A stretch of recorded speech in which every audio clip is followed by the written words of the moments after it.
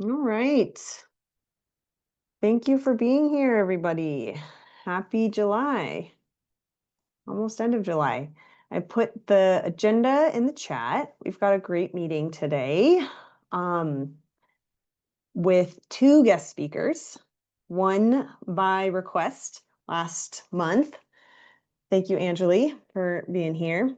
And then Monique is going to share kind of an abbreviated version of the regional food convening summary, which I know a lot of you have been involved with.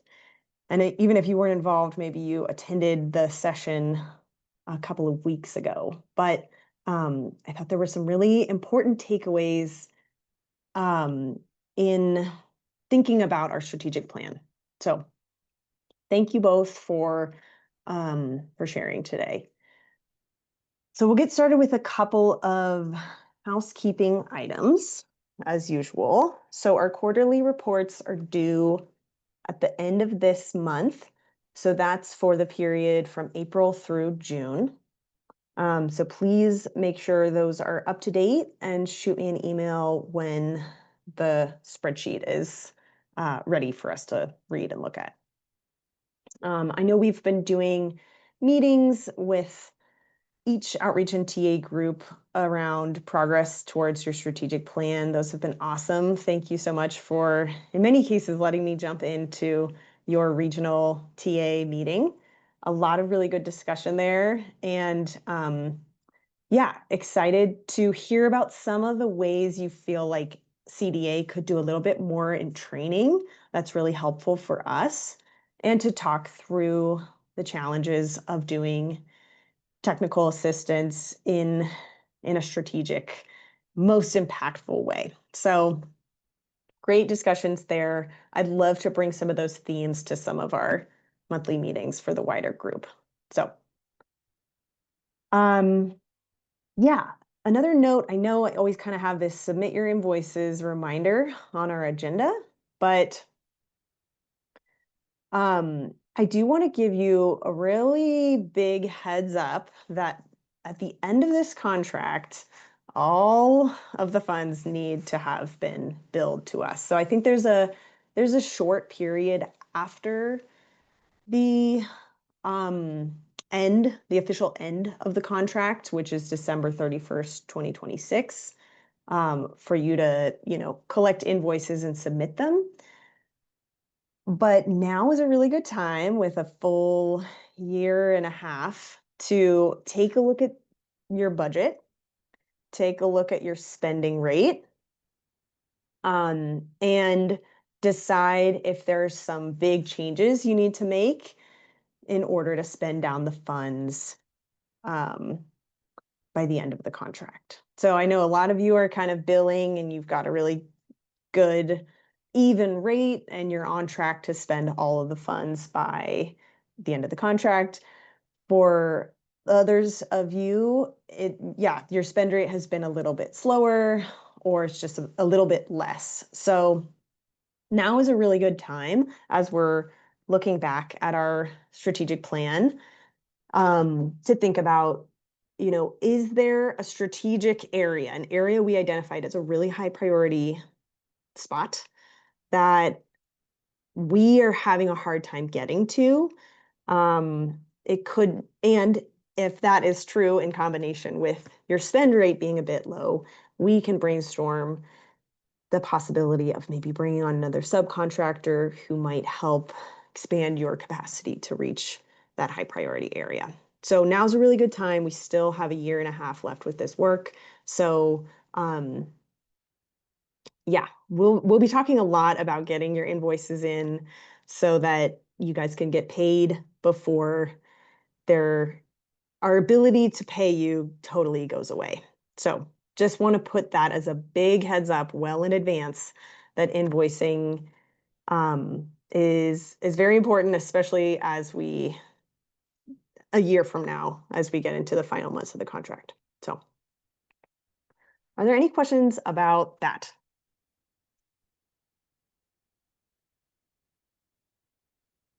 Cool. All right. And again, I do keep track of your spend rates. So if you want to kind of check against what I've got, I'm happy to set up a meeting and we can look at your budget together. And yeah, brainstorm ideas for how to spend down those funds while you're doing this work. Okay, a few updates from the team. What are we up to? We are reviewing tax credit applications. So as you guys know, we have that line in the application that allows the applicant to indicate if they want their TA provider, to be copied on communications related to the tax credit application. So if you are indicated there, we will CC you on all communications with that applicant. If not, we won't. But we can always set up a time to talk about, big picture, what was sort of like totals of applicants in our region, where was there success, where wasn't there. But we can't copy you if the applicant doesn't say they want you knowing about their business. So what's important is that if we need correction, if corrections are needed on the tax credit application they submitted, and that could be clarification about their Leela businesses they sell to, if they're a farm. That could be, we need a complete bank statement, not just kind of we call it a bank snippet, a cutout that just shows the transaction. Maybe we need clarification on what their actual address is. There could be a number of things that we need to clarify in order for them to kind of check all those boxes to actually be eligible to receive the tax credit. If that's the case, they will be emailed. If you are indicated, you will be copied, and that business will have 7 business days to make corrections. So if we do not receive the corrections within that time window, unfortunately, we have to consider the application abandoned. This is kind of tough, but it's also good to be in this round of application cycles, because they can apply with virtually the same application plus that correction in the next cycle. They can apply, if they miss that one, they can apply in the next cycle. And with our extension, they can apply all the way until the end of 2026. So there's lots of opportunities for these businesses, even if they miss that 7-day deadline, to resubmit and still get the tax credit. Any questions about our review process and that kind of correction window? Okay, great. On the grant front, we have 42 grantees left to spend, who are still spending their money. So pretty exciting to definitely be in the back half of this work. So 42 is still a lot, but yeah, we're chipping away at it. Thank you all for all of the work you've done to help grantees submit their paperwork. Yeah, it's been truly invaluable. So that's that update there. Okay. Any other questions about any of what CDA is up to right now? All right, cool. Well, Anjali, I will turn it over to you. Great. I think I need the ability to share my screen. Okay. How can I make you a co-host? And that would help. Yes. Does that work? Yep. Okay. Monique, I'll do the same for you. So hi everyone, good to see you all. And thank you to whoever requested that I come and do this presentation and thanks to Mickey for getting in touch. We've had a lot of movement in the last few months around point of sale systems that are compatible with the new Colorado SNAP Produce Bonus program. So I'm excited to just open the doors and let you know what's going on behind the scenes and answer any questions that you might have. I want to apologize. Some of these slides also have the Spanish translation, but not all of them do. So I can make sure that these are translated before they're shared out with everyone. So I think probably a lot of you already know about this program, but I will just quickly go over it, just in case there's anyone that's not familiar. So Colorado SNAP Produce Bonus is a new pilot program, a nutrition incentive pilot program that Nourish Colorado is implementing alongside Colorado Department of Human Services. So in this program, shoppers use their SNAP benefits to buy qualifying fruits and vegetables at participating locations. Um, when they make that purchase, they instantly and automatically get a dollar for dollar match put back on their EBT card. And they can then use that bonus benefit at any SNAP retailer to buy any SNAP item. So once that reimbursement goes back on the card, it just sort of acts like any other SNAP benefits. So households get up to $60 per month, and there's no sign up required. Any Colorado EBT card that has received benefits in the last 90 days is automatically enrolled. The way that they access the program is by shopping with a participating vendor. We actually have one on the call today. Perdita is a farmer who's part of this program. So we've been working with a lot of farmers and now are kind of shifting our focus into working with more retailers now that we have more point of sale systems that are compatible with electronic incentives.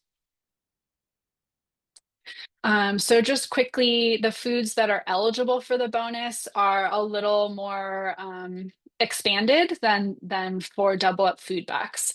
So it does include all fresh fruits and vegetables, including herbs and mushrooms, frozen fruits and vegetables without added salt, sugar, or fat, and dried beans. And direct marketing farmers can also give a bonus for dried fruits and vegetables, including mushrooms.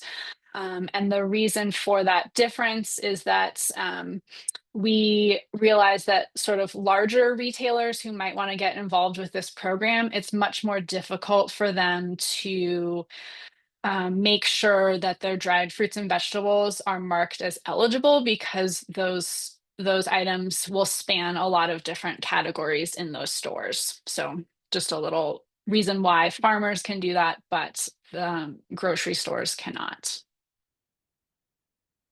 And then just briefly, some benefits for retailers with this program are that it has a decreased administrative burden compared to Double Up Food Bucks, which does require some tracking and reporting every month. With this program, all of the tracking is automatically done through the EBT system, so retailers don't have to track anything on their own. There's no need for retailers to be reimbursed. The funds are just directly deposited like any other EBT card transaction. But of course, the big potential barrier is that it requires a compatible point of sale system. So that's what we'll be talking about today. So for stores that are maybe a little bit larger, maybe have like more than one lane where customers check out, these two systems might be the best fit. So the first is called NCR Encore. NCR also has a product called Connected Payments, and both of those were updated for the state of California, and we're in the process of just making sure everything works in Colorado. But we're on track to hopefully have that done in the early fall. Um, so here on the screen, and I will also share a document with Mickey that she can share with all of you that will have all of this contact information as well. So a lot of these systems, you kind of work with a local dealer, and they are the ones that get you the software. So the dealer for NCR is Retail Data Systems. And our contact in Colorado is Jeff Klaus. I've found him to be extremely responsive and easy to work with. And there actually are a number of CFA grantees and small grocers around the state who use this system.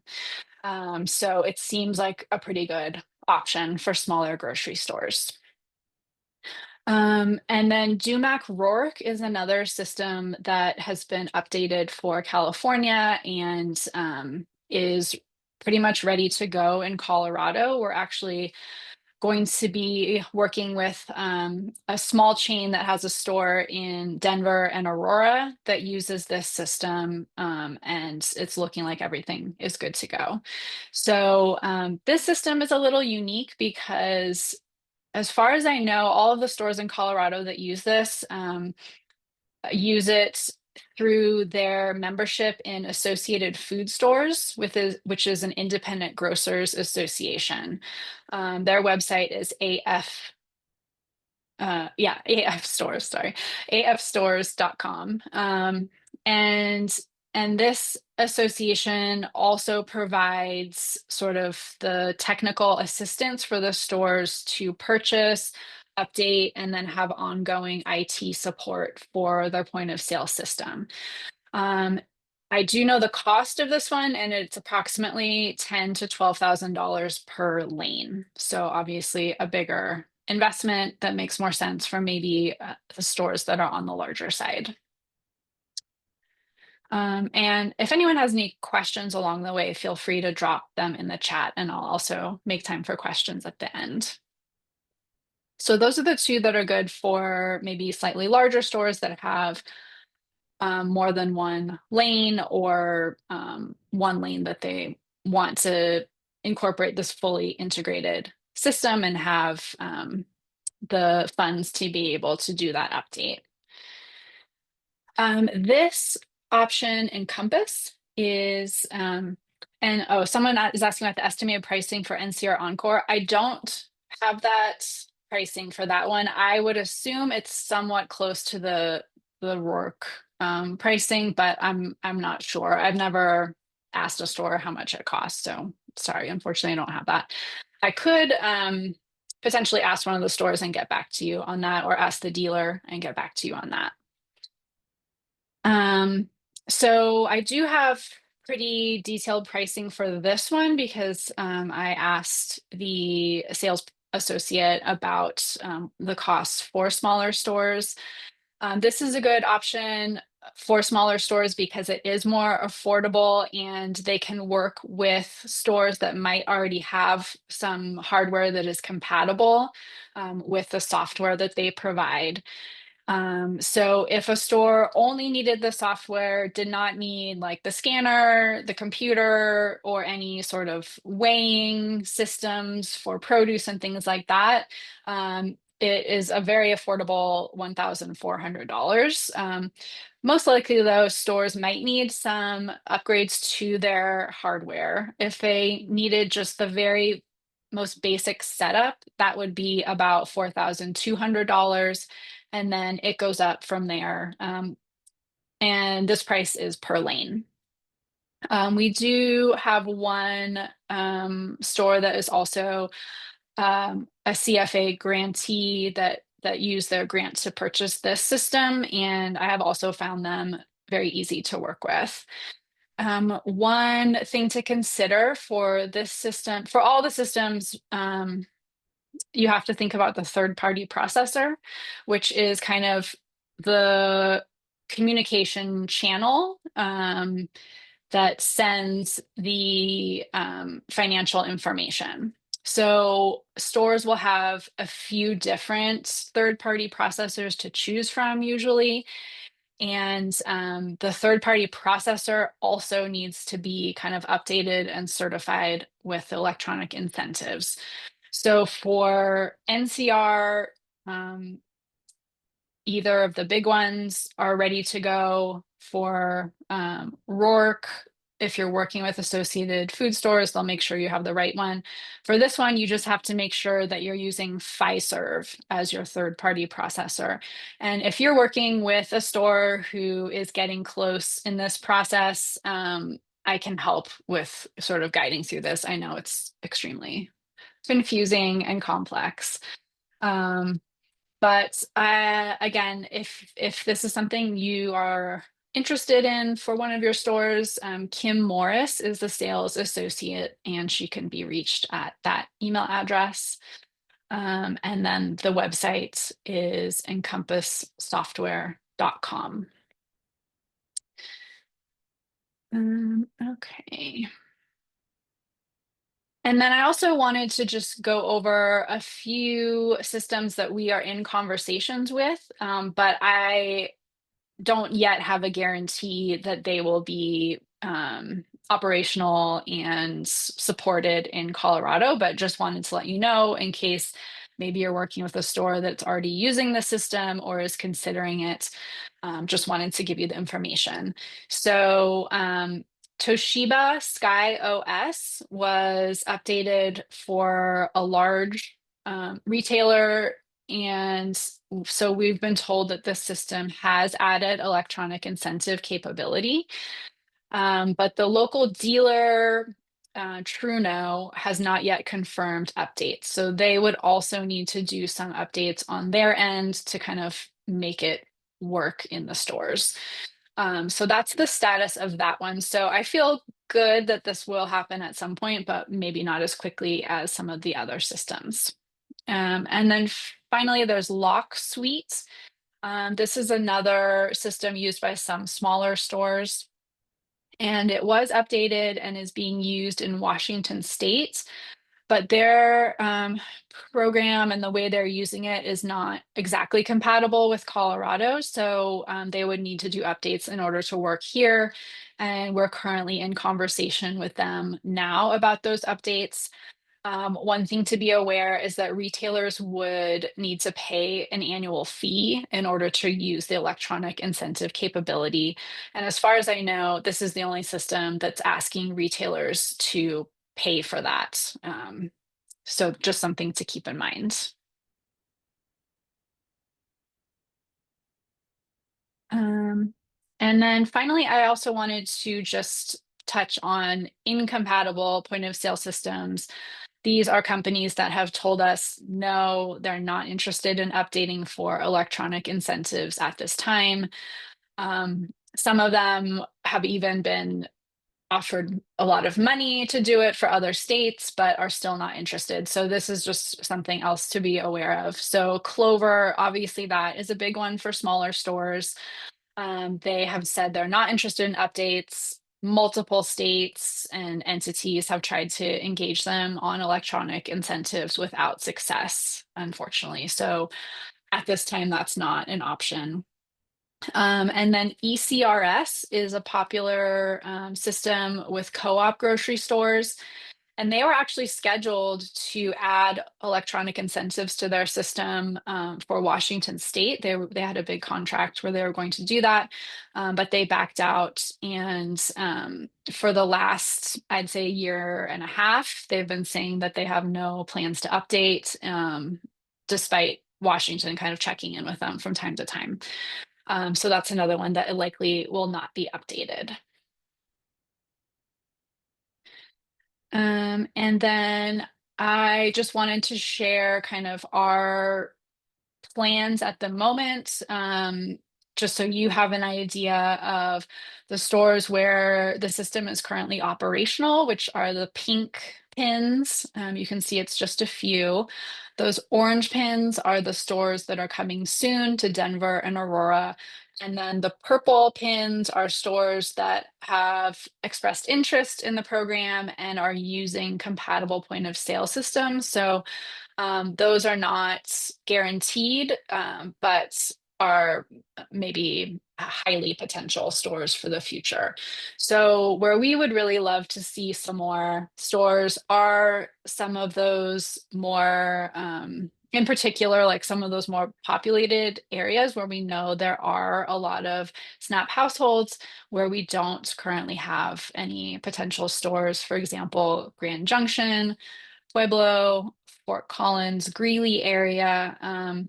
But honestly, we are open to talking to stores anywhere, and especially stores that you are working with that you know are serving their communities, because that is one big challenge of this program is that we are not given much money to travel, and so we can't actually go into the communities and sort of see for ourselves, talk to store managers, talk to community members to see if that store is a great fit. So any insight that you can shed or recommendations that you make, we definitely welcome, because we trust that you know what your community is looking for.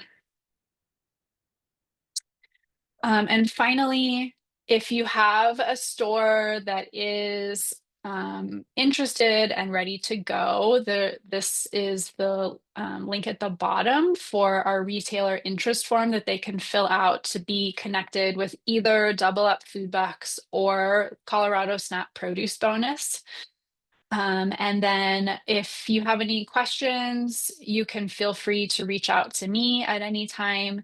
If you have questions and you need assistance in Spanish, you can speak to my colleague Daisy, who is a native Spanish speaker and can answer any questions in Spanish. And that's all for me. So if there are any questions, we can take a couple minutes to take any of those.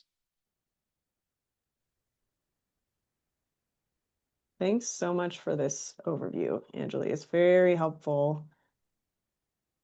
Any questions for Anjali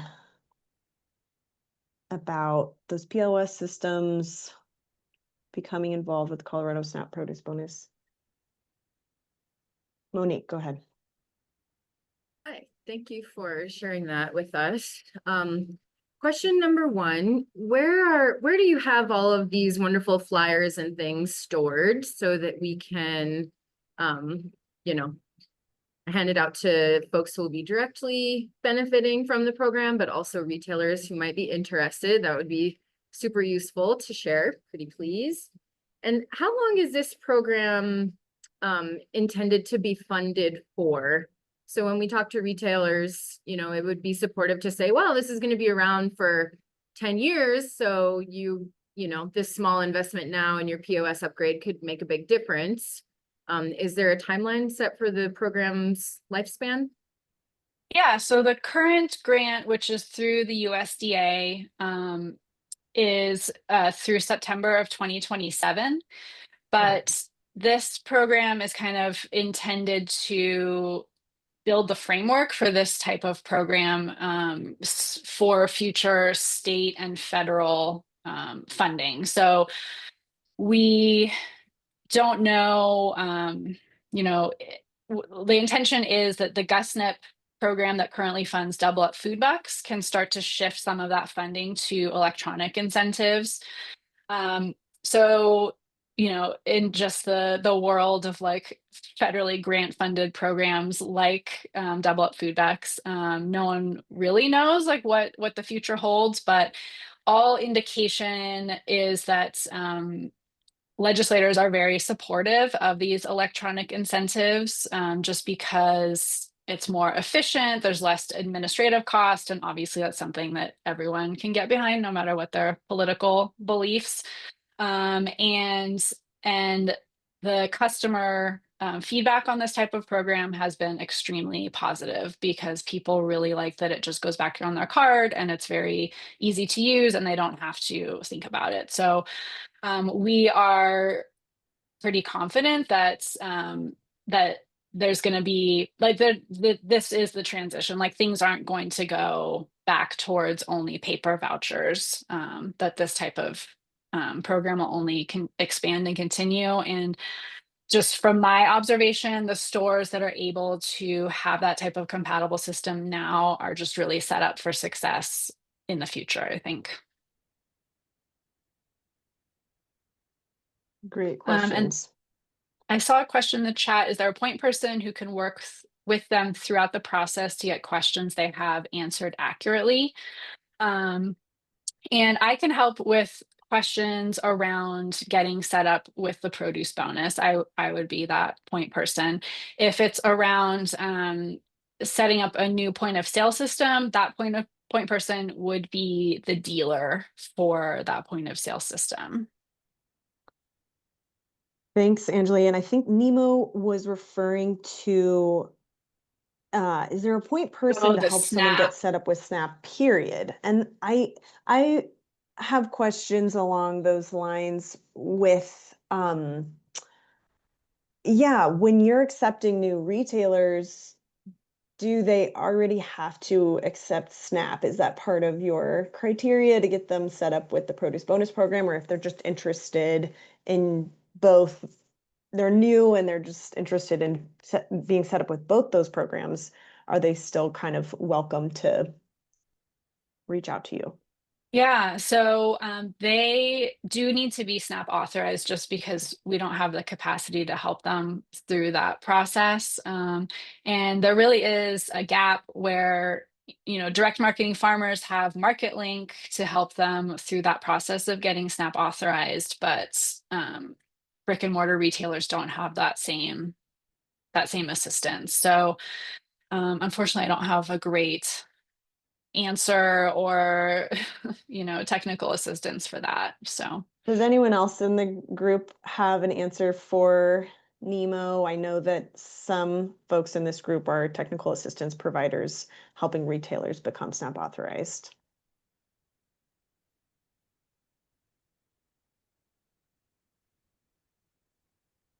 I can jump in here.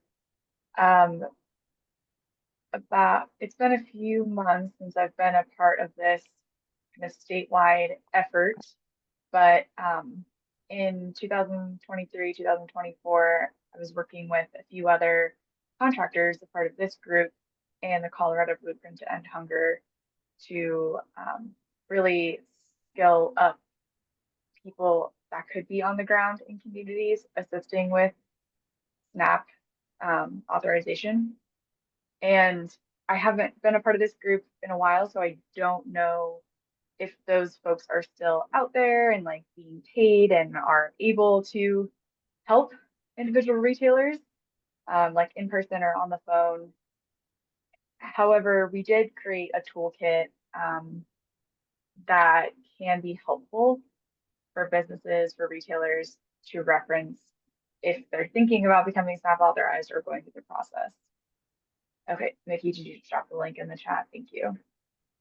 I dropped the link to our contractor resource folder, and it is in the subfolder called Snap Guide. We've got English and Spanish in there, kind of two forms of it, but the one with the Blueprint to End Hunger logo on it is the one that I know Lauren and I believe Lucy and a lot of others in this group developed. So it's a helpful guide to give to retailers, but yeah, I think the takeaway here from Erica's comment, Lauren's comment, Anjali's comment is this is a federally run program with no support at the statewide level or the local level for retailers to ask their questions. So it can be tough, especially if they encounter a snag. It's just a matter of reaching out to FNS and waiting for them to reply. So that we've heard that can be really tough.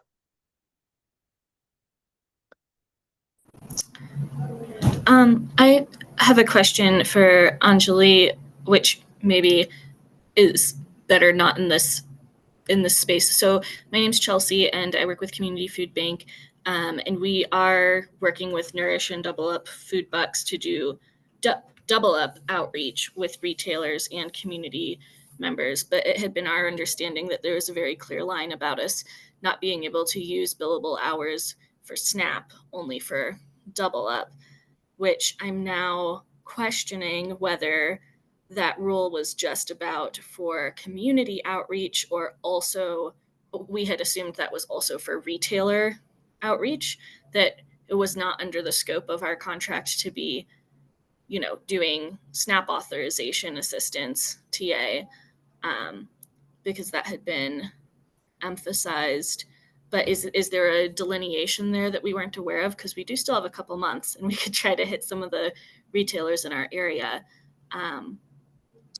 I can also talk to Caitlin if she would know better. I think that would be a question for Caitlin. I know there is often a delineation around like you can't help people sign up for SNAP benefits in the course of promoting programs like this. So I'm not sure if there's the same line with helping retailers to sign up to be SNAP authorized. So I think Caitlin would be the best person to check with. Okay, thank you. Chelsea, I would say that for this contract, that is sort of a gray area that you could make a pretty strong argument that helping a retailer become SNAP authorized so that they can buy a new POS system, which would be eligible for a tax credit. I mean, I think that's an argument you could make. So in terms of billable hours. Okay, thank you, Mickey. All right. Yeah. Any other questions for Anjali? I am in the process of linking those flyers to our contractor resource folder so that you'll have those in there. But any other questions?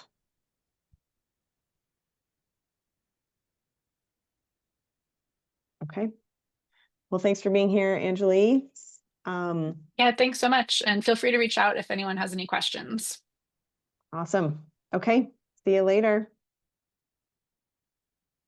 All right, Monique, the floor is yours.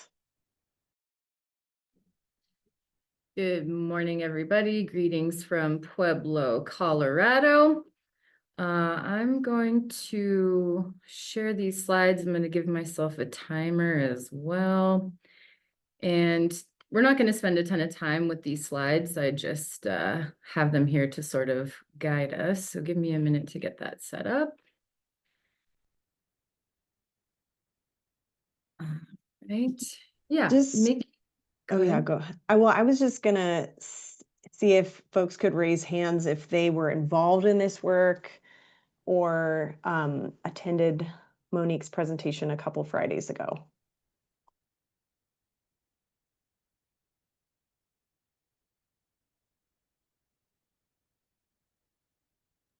That's helpful to see. Thank you. Go ahead, Monique. Okay.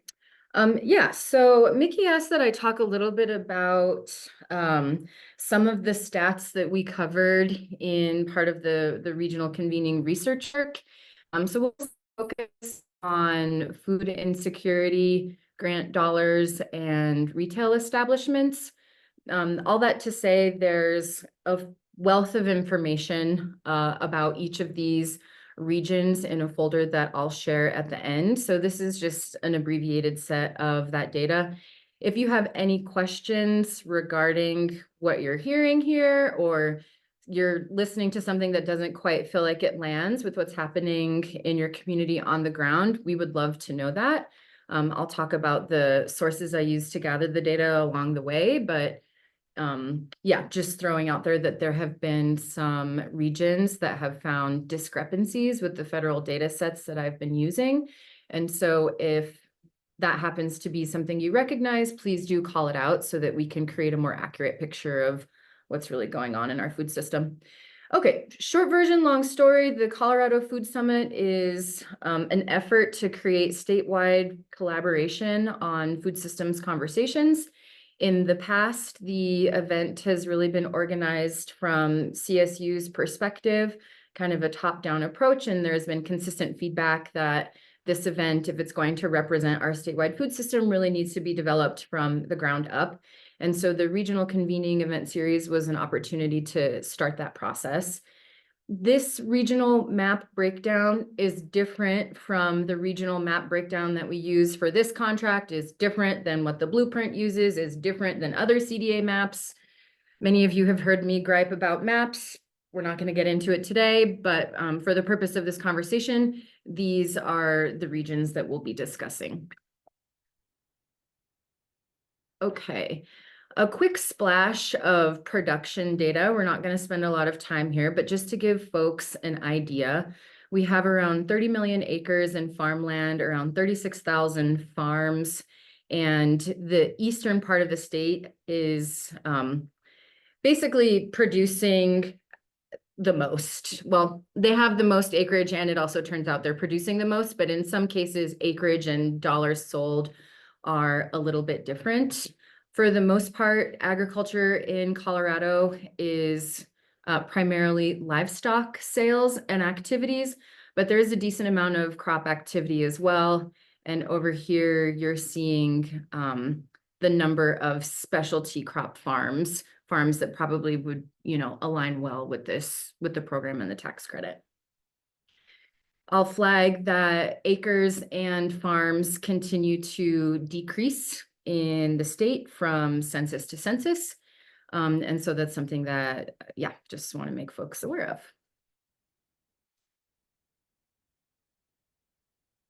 Here you're seeing food insecurity rates based on county.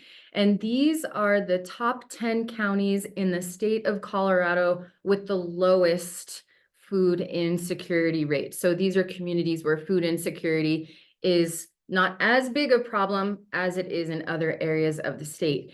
Now you'll notice that these bars have different colors, and these colors are pertinent. They're related to the region where the county is located on the map. And you'll see that the communities with the lowest food insecurity rates are kind of spread across the state. That story changes quite a bit when we talk about the regions with the highest rate of food insecurity. So across the state of Colorado, there are 35 counties that are above the statewide average for food insecurity. So the majority of counties in Colorado are experiencing food insecurity at a rate higher than the statewide average. And the highest rate of food insecurity in Colorado is 21.5% in Bent County. This means that more than 1 in 5 members of that community are going hungry on a regular basis. If we look at, so we're going to transition, I'm going to bounce around a little bit because I had to slice and dice this presentation, but again, there's so much info, and I'll tell you how to find it if you're curious about digging in. The food insecurity data is coming from Feeding America and their 2024 map. 2023 or 2024, I forget, whatever the latest date is. This grant data is coming from the Government Accountability Office for the federal government. Basically, they track all government spending, and you can pull this information as well. But now we're going to take a look at where investments are being made via grant dollars by region. So if we recall that the regions with the highest food insecurity rates were SLV and South, we also note that they're the regions receiving the least amount of investment from USDA grant programs into their food and farming systems. Front Range is the highest. That shouldn't surprise anyone. And I know oftentimes you're like, Front Range, they always get the love, they always get the attention. When we look at the numbers in a few slides, we're going to understand why.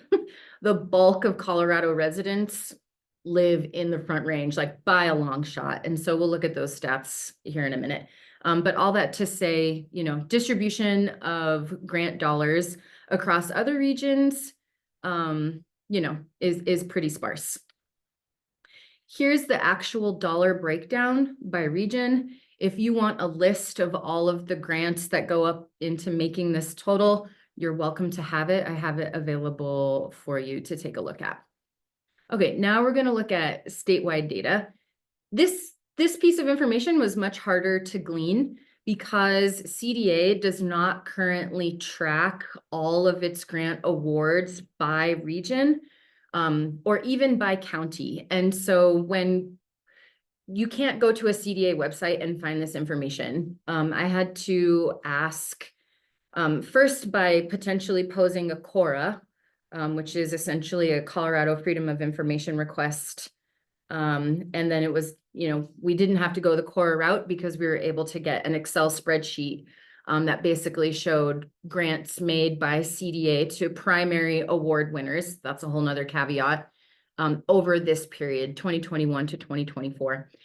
Now, even still, this document, this list is very interesting because sometimes you're awarded money in Denver, but you're doing work in Pueblo. And so when we're looking through this data, what I'm using in my analysis is place of performance. So this is the breakdown of investment within the region based on place of performance, not necessarily where the grantee organization, has their address. And we're seeing a better spread here. I was able to separate Front Range and CSU, but still, there's not a lot of investment going out to some of these other regions. And, the numbers are showing that, which is why programs like this are exciting because it has a broader spread with our support. Here's the dollar amount for these. And again, if you want a list, I have that, you're welcome to it. Okay. In terms of food system establishments across the state, there's a decent amount, over 23,000, establishments ranging the full set of food systems activities, not including nonprofits, how do I want to phrase that? Folks engaging in activities that move food from one place to another, or sell food or reclaim food as waste are included in these figures. So the food system makes up about almost 14% of the workforce and $16 billion in wages annually. Restaurants, of course, are the number one in terms of number of establishments. And then we're seeing transportation and retail after that. If we break, this data comes from a set of information tracked by the Bureau of Labor and their statistics utilizing employee taxes and wages. And so I want folks to bear in mind, family businesses that don't submit taxes, they're not going to fall into this category. And even still, there have been some discrepancies with these numbers, but essentially as a business submits their employment taxes at the end of the year, that's where these numbers are coming from at a national level. They break it down by state and they further break it down by county. And again, if anyone is excited to dig into this information, I can show you how to pull this up for yourself. So they have all food retail stores, and then they have grocery stores, convenience stores, specialty stores. They even break down the specialty store category even further into things like a butcher shop, a cheese shop, etc. So I didn't go into that detail here, but this gives you a guess of essentially our quote unquote potential targets. If we look at individual food insecurity across the regions, we're seeing, South is well above the line for most of the counties. The other interesting piece of information I'm putting on the side that folks may not have seen in a couple of weeks ago is the case count, the SNAP case count. So you'll see as we pop through these numbers, the amount of folks requesting SNAP, and these are household numbers. This is not the number of individuals within a household requesting SNAP. These are household numbers. The amount of household numbers that are requesting SNAP compared to receiving SNAP is quite low. And so when we think about all of the types of programs that the folks on this call work on, including direct food security and food nutrition support, this differential is a big one, and it's evidenced by the lines that we're seeing at all of our, free grocery programs around the state. So I'm not going to spend time talking about each of these. I'm just going to pop through them for folks to sort of see on their own. This is the southern region. Here is San Luis Valley. East, one of the lower SNAP request counts at 6.5%. Remember, they also have the most farmland and are producing the most food. So that's, interesting. West, even lower still. Mountain region. Lower numbers in terms of actual case count, but similar percentages. And then we'll take a second to talk about Front Range.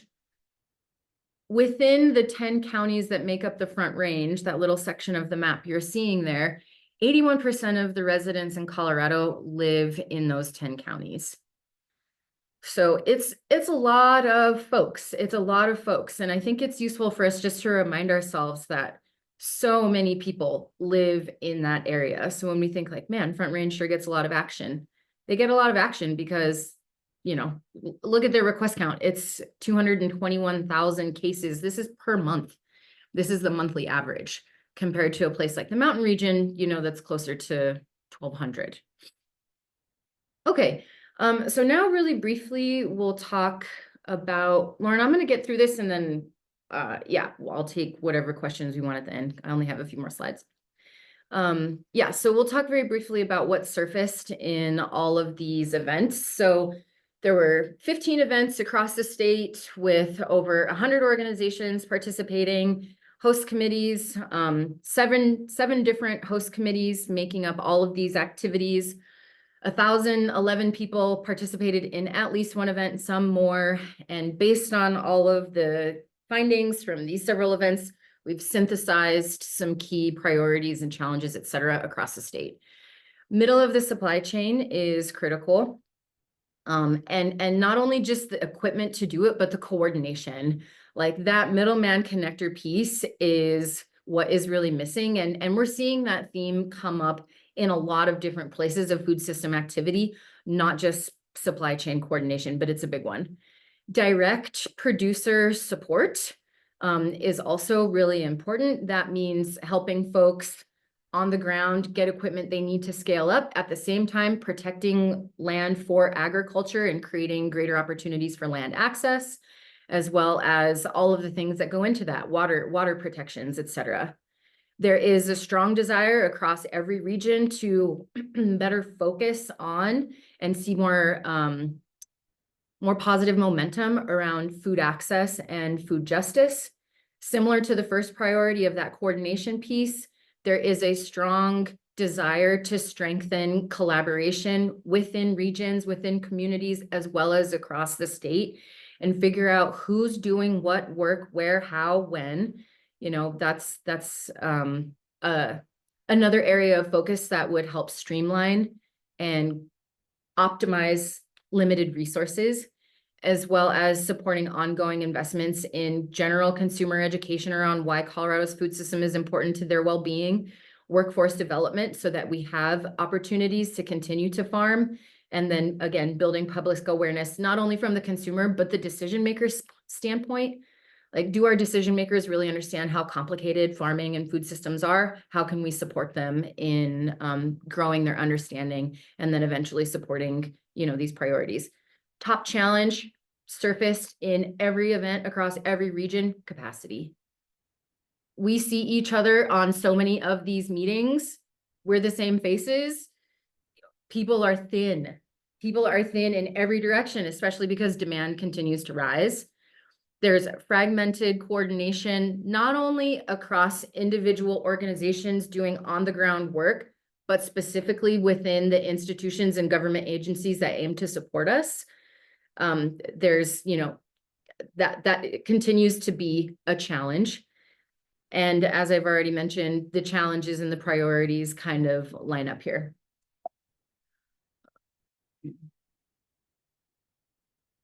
So some recommendations surfaced. I'm going to drop some links in the chat.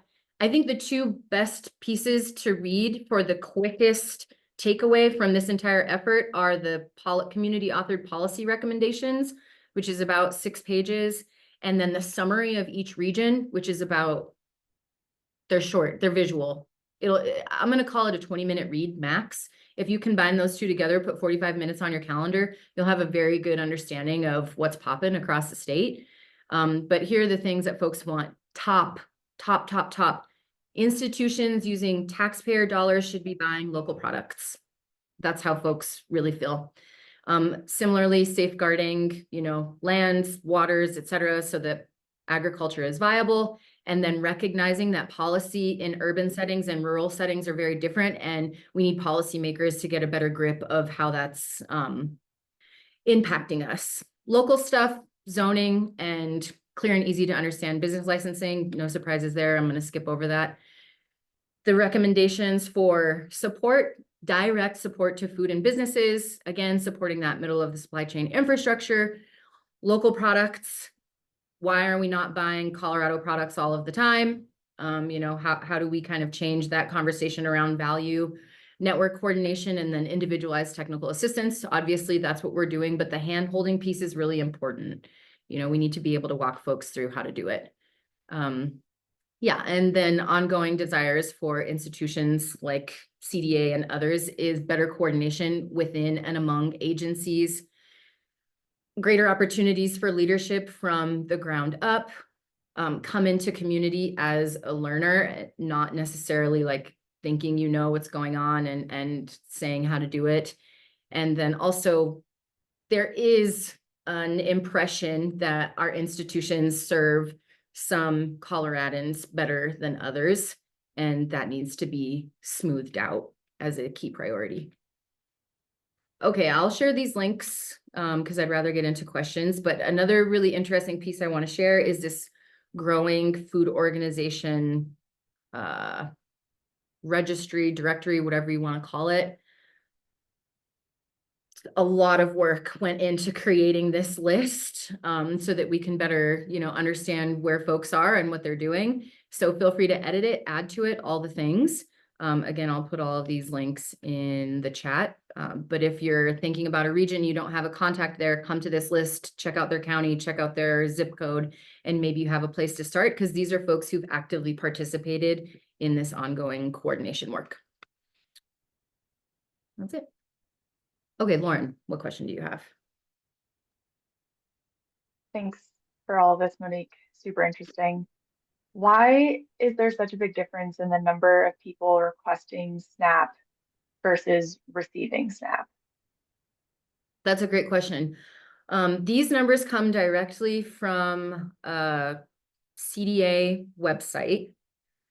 And I believe that lots of folks put in applications that are incomplete, they don't qualify, they miss the mark, all of these things. So that case count basically is accounting for every single application received. And then the percentage receiving is the applications that actually successfully attained a transfer of benefit. So all the reasons why an application might be denied. But that kind of percentage range, as you saw, was pretty consistent across the regions. And, I flagged this in a blueprint meeting. I'm going to flag it here. I'm going to flag it in all the meetings, especially now as we're seeing a change in how that federal program is going to be managed. Folks who are doing direct service work with individuals receiving SNAP really need to support them in dialing in their recertification process. It's not something that folks can just lapse on. Oh, it'll come back. Oh, I missed my appointment. I'm going to just and there's going to be this buffer window. We really need to support folks in taking care of that recertification process now. But little mistakes, or they miss it because they got a random check that threw them out for that month and now they're SOL, Thank you, Mickey. It is a Department of Health and Human Services program or whatever the Colorado version of that is. And again, I have the links for all of these. All of the data sets that you would possibly want to see. I can point you in the right direction. Anybody who's interested.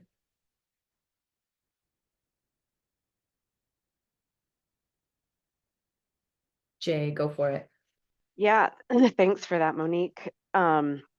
I really was interested in that list of organizations that participated. And I know you said you're going to share it all out, but is that also going to like live on the Colorado Food Summit website?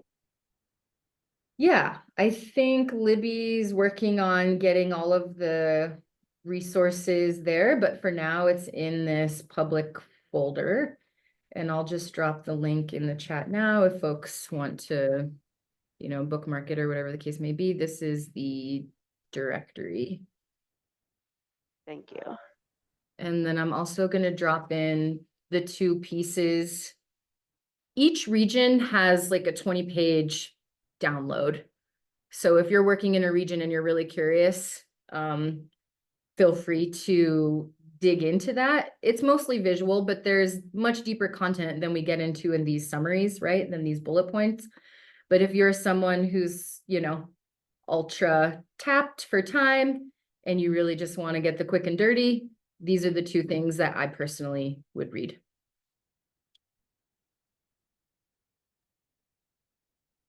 Also, the policy brief and the statewide document are open for public comment until September. So you can, slice and dice as you see fit. These are my best attempts at putting all of the information together, but, I'm not an omnipresent author, so please get in there and, slice it up. And these are available all in English and Spanish. Go ahead, Lauren. I noticed that a lot of the opportunities and recommendations you noted, Monique, tie into a lot of discussions that have been happening in consortium meetings so far. And I wonder, Vicki, Monique, have you talked about how to bring in some of that stuff to the consortium group yet? I am so glad that you made that connection, Lauren. What specifically caught your eye as, oh, I've heard this in the consortium and in this regional share out? The middle of the supply chain need for investment, Yeah. which is also specific to our region in the Southwest. Distribution and Yeah, and that everything in the middle. coordination piece. Mm-hmm. And then also like lack of people power capacity to make that happen. Yeah. Yeah, and our consortium is this sort of area to discuss it. We have some funding for it, but it's still a humongous need. And right, I think it's going to take a lot of, I don't have answers, It's clearly a challenge that is facing a lot of food businesses across the state. What else do you guys want to talk about from Monique's presentation as it relates to our outreach and TA work or community food access work?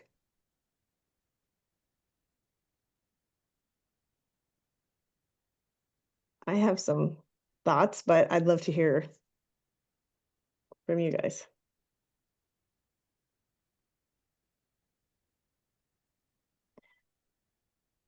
I guess the piece that I wanted to bring up was, and I know you qualified this, Monique, but especially with the USDA numbers, your graphs contrasted, where are we seeing highest rates of food insecurity and where is the most money going?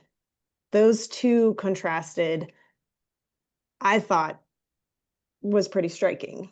Did anyone else feel similarly?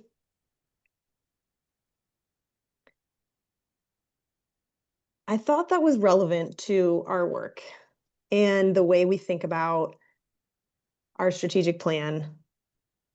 And this program can't solve every issue that Monique brought up or every issue that Monique didn't bring up. But we do have this opportunity where there is some technical assistance.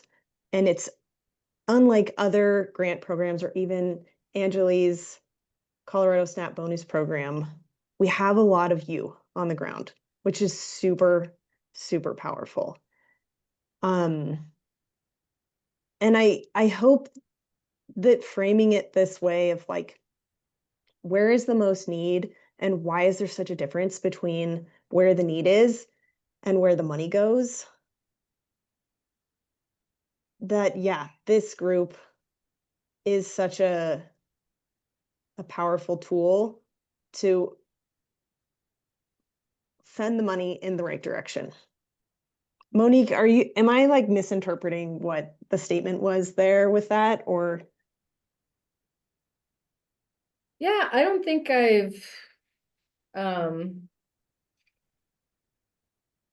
I'm just presenting the data. Yeah. Mm-hmm. The patterns that folks elevate as a result of the data can go a number of directions. Mm-hmm. But the other element that I think is important to consider is that southeast corner. They need some love. They really deserve some more focus from us and state agencies and others, because that whole pocket over there is, Mm-hmm. experiencing more challenging food security than any other part of the state by a long shot in terms of total geography. So, whether or not that's because CDA and USDA have had limited investments there, or it's some other reason, but there's consistency and lack of investment and a higher food insecurity. Do we still have Megan on this call? Our TA provider from Oglala Commons who serves that region. I know she was on earlier, but she may have dropped. I was hoping she could be here and speak to the work that they do. I also put this together. So think about that map or the pie chart that Monique shared from that was CDA funding. So that's all CDA funding, which includes, funding for wild horses and agrovoltaics and, some of it's related to food systems. None of it's specifically for alleviating food insecurity. Our program is the only one that is. So I put together this quick little pivot table and pie chart of where our grant and tax credit funds have gone. These are the regions that we use as outreach and TA providers, and these are the regions that that the regional convenings used. So let me see, I was gonna can you see this? These are Monique's slides. Okay, so if we compare the way all CDA grants have supported the Eastern and the Southern region with the way our program has.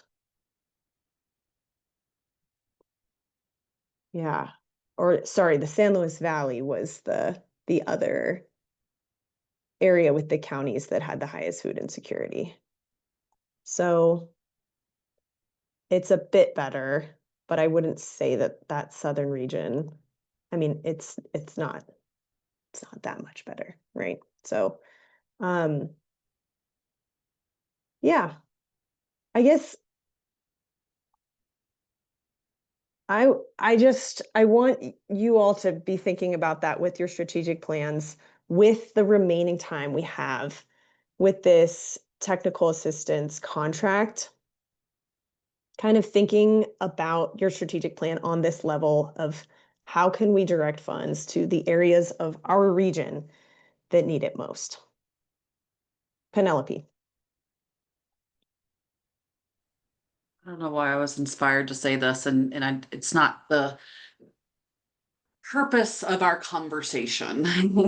And I so clearly heard Monique say, like, I'm just presenting the data, what patterns people see, and inference made from that is, I think there's so many considerations in all of that, right? There's like culture, there's history, there's Mm. so many layers, I think, versus binary views of why something is a way it is. And I think, and I'm just thinking about that when I was thinking about the Western Slope, right? Because that's who I can speak to. I can't speak to other regions. And it's like, I was thinking about a small food retailer we're working with, and we wanted to, encourage her to get a point of sale for SNAP. And it, Mm. I don't know, trust, willingness to do things. Mhm. There's just layers of Just reasons why we will Mhm. see different patterns across our state beyond just resources that come to certain areas. That's obviously key. Mhm. I just want to ensure we don't oversimplify Yes, things. of course. Yeah.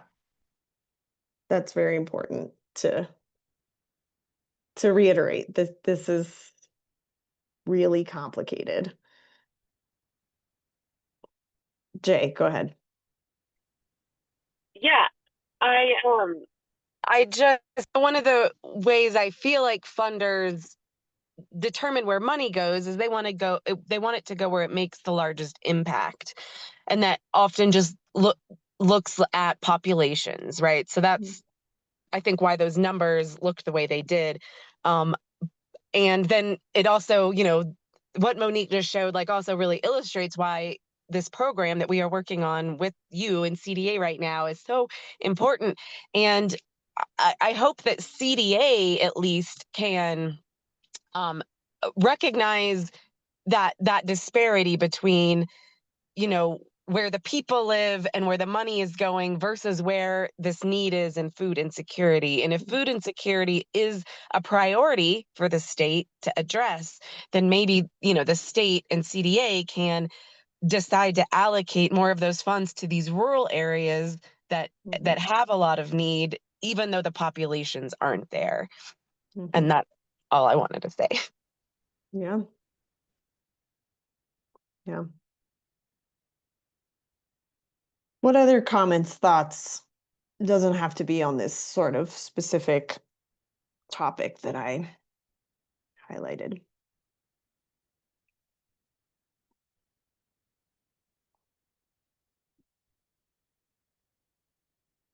Were there any takeaways for the way you're thinking about doing this outreach and TA work?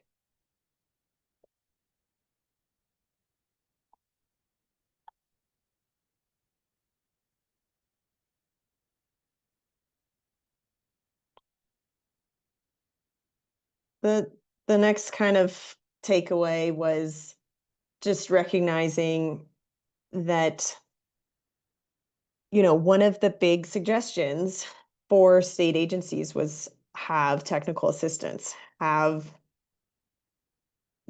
folks on the ground to do more hand holding. And as Penelope put in the chat, yeah, I think we're all seeing this. So we've talked about this before, but I just want to elevate, this is our opportunity to build a case for TA. This is our opportunity to, like, really think about what is the story we want to tell with all of the work you all have been doing for over a year and will continue to do. How do we want to demonstrate that impact so that other programs can incorporate a similar model, or at least a model that includes some kind of technical assistance? So I am open to any ideas on how we demonstrate that impact. I'm not unfortunately, unlike other agencies like CDPHE has an evaluation position per team. We don't really have that at CDA, unfortunately. So I am open to ideas on how we can really tell this story through numbers, through data, demonstrating the kind of importance that and success of our technical assistance work. So any thoughts on that?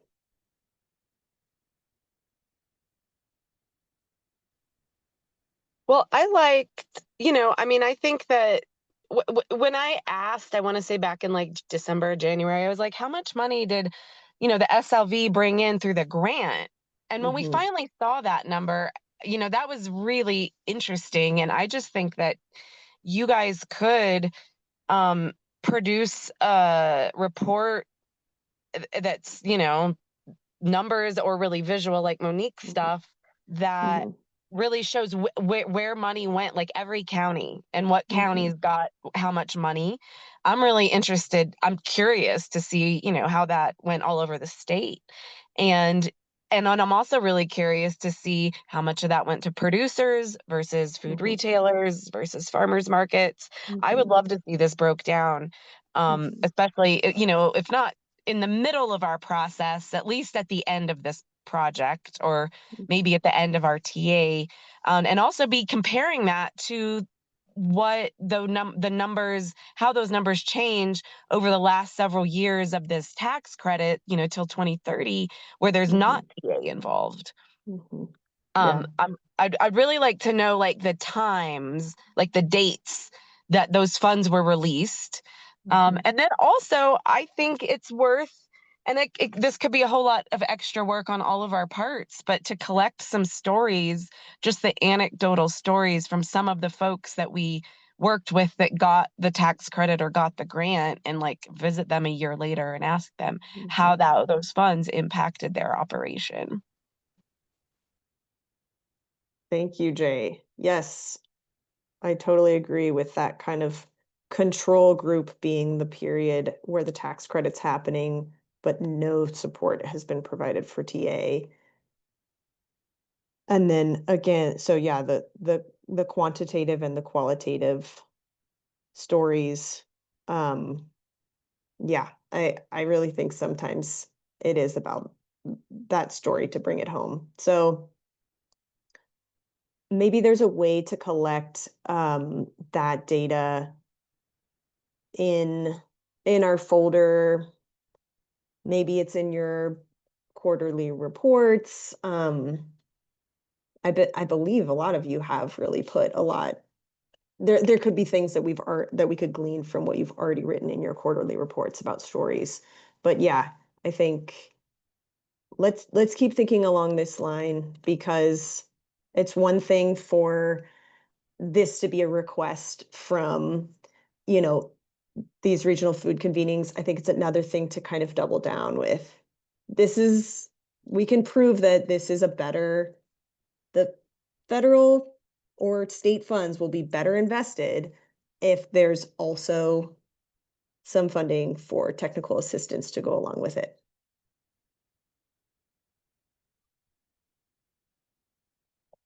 I also wonder if I wonder how often that food insecurity data is updated, and I'm not looking like where it all came from, but it would be very interesting to try, especially if it was like every 6 months. It's probably not. It's probably like once a year, but I would love to see if any of those numbers change, those food insecurity rates among the counties that we've been working with, over time, and compare like the work that we are, the whole point of this program is to reduce food insecurity among these populations. And so I don't know, it'd be really interesting to track those food insecurity rates with our work, and like, cross our fingers that it improves over time. I will say that I did compare 2023 to 2024 because when I first started pulling this data, 2024 wasn't released yet. And food insecurity by and large across the state increased. And if you want a comparison of the 2023 counties next to the 2024, I can share that with you. Just send me an email, so I have a reminder to do that. But our statewide average increased by 1.1 percentage point, and across counties and regions, that number went up as well, because I basically had to do all the food insecurity graphs twice. Well, there are a lot of factors that go into food insecurity rates too. Some that are within our control through this program, some that are totally outside. But yeah. What other comments, thoughts?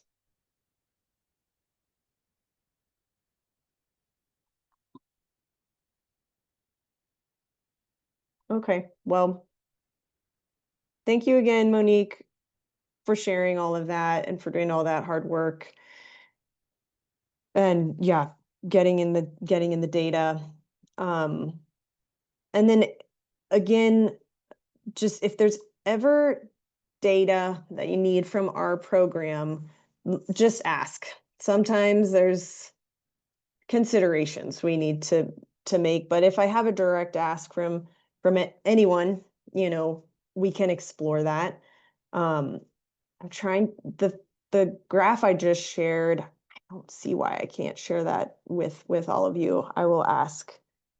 But then you could all have access to our county funds awarded by county for your information. This is a little bit of an aside, but I thought that this was a very interesting podcast listen. So if you want to learn about consolidation of the grocery industry as it relates to the existence of food deserts, I thought this was a very pertinent listen for our work. So check it out if you like. That's all I have for today. Any other comments, questions, thoughts, feelings?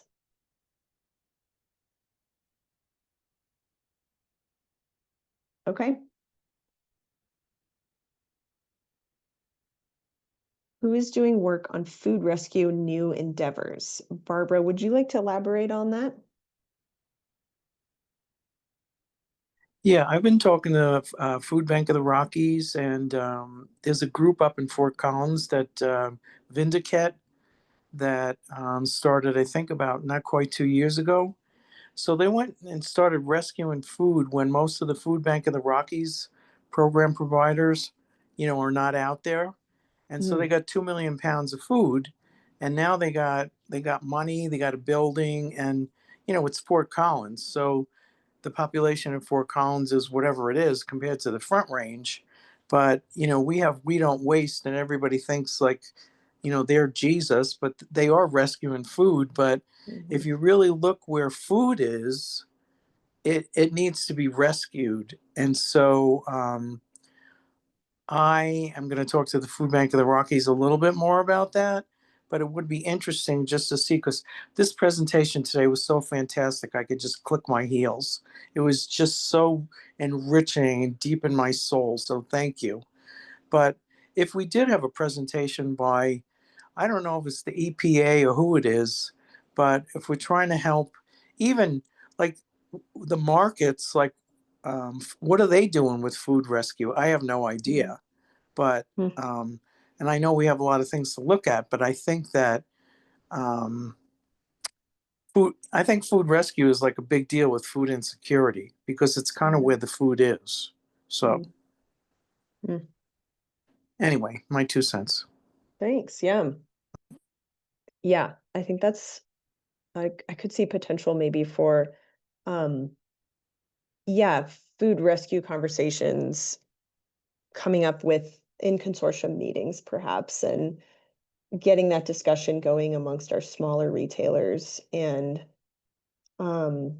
seeing if we could help make connections there. for those retailers who are really motivated to reduce food waste and mitigate food insecurity. Maybe some real simple best practices kind of thing. Like Mhm, I was reading the food retail that I asked yesterday about finding out about how they're mhm, taking care of the produce and stuff. That was a great piece, but maybe some kind of best practices around what are you planning on to do with the foods that are left over? mhm. Thanks. Yeah, great idea. All right. Well, I'm glad this was a helpful, informative, thought-provoking meeting. Thanks for everyone for being here. Yes, we will share the recording as we always do. And I know also if you want to listen to Monique's complete presentation, it was what, Monique, about an hour and a half. And there were a lot of other details. So I think that recording's available as well. Okay. All right, everyone. Thanks again. See you next month.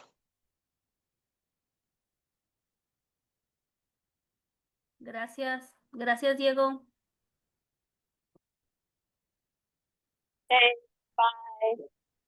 Thanks so much.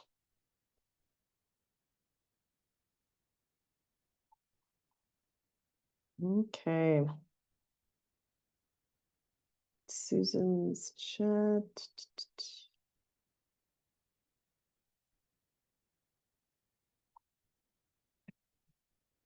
So I want to read everybody's.